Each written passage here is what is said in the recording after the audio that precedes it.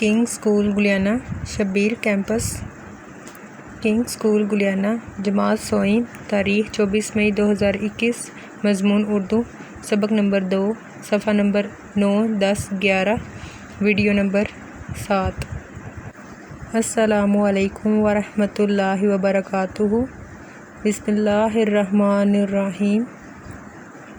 کوئی بھی کام شروع کرنے سے پہلے ہمیں درود شریف پڑھنا چاہیے، تو چلے میرے ساتھ درود شریف پڑھ لیجئے۔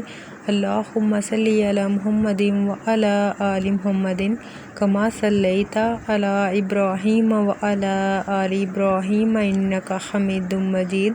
اللہم بارک علی محمد وعلی آل محمد کما بارکت علی ابراہیم وعلی آل ابراہیم انک حمید مجید۔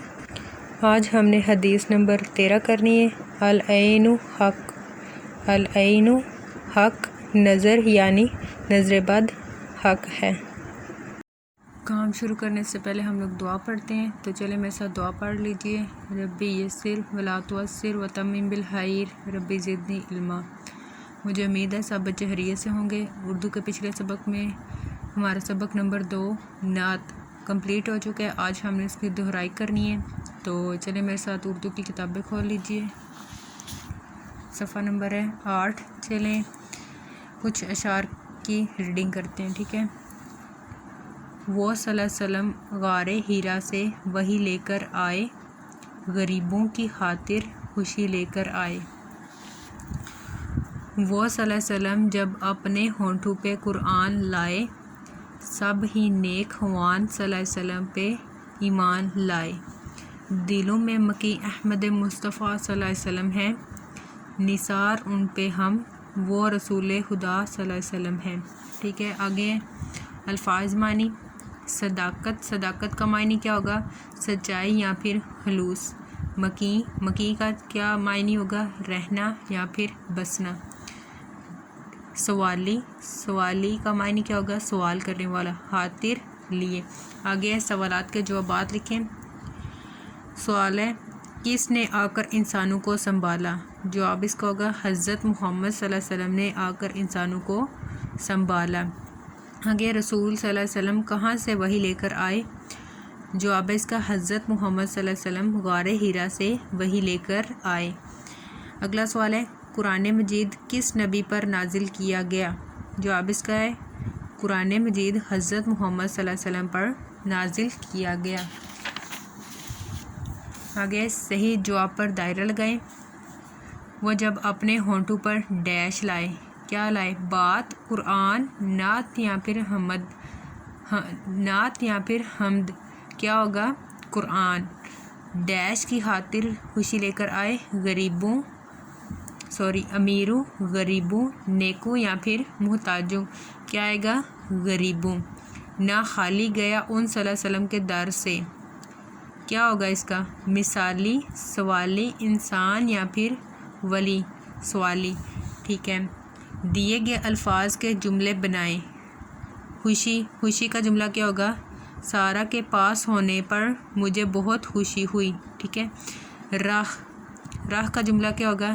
اے اللہ ہمیں سیدھی راہ دکھا۔ آگے وحی، وحی کا جملہ کیا ہوگا؟ حضرت محمد صلی اللہ علیہ وسلم پر پہلی وحی غار حرا میں نازل ہوئی۔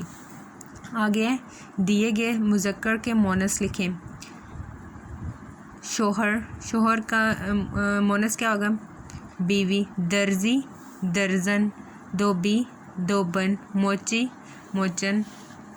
آگے دال، ڈال، زال جب کسی لفظ کے آخر میں آئیں تو ان کی شکل رے کی طرح ہو جاتی ہے، جیسے حمد، صمد۔ ایسے 4 الفاظ اور لکھیں۔